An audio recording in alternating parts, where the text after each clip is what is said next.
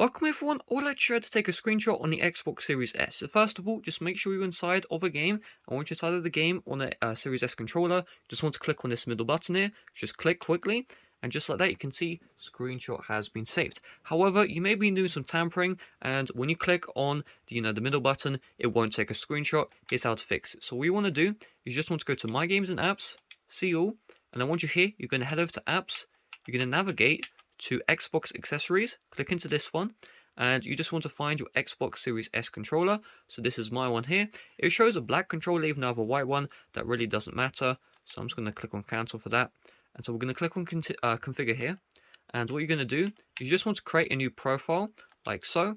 Name it whatever you want. So we'll just do profile 1. And you can see here, share button press, map to, take screenshot. You just leave it as it is and then just go back. And then what you want to do is you want to go to the default here, click into this one, and it seems like because I didn't sync things, it's glitched out. So we'll just wait for this to load the profile slots. Just give it a little bit.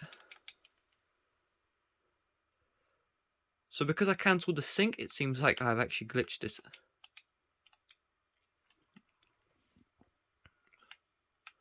And then you want to navigate to profile 1, just click into this one, then click into no slot, and then select slot 1, just like that. And then once you've done that, you'll fix the bindings for your controller. So the next time you take a screenshot, you just need to click, and then that will solve the issue. So hopefully this video did help you out. If it did, make sure to leave a like, subscribe if you're brand new.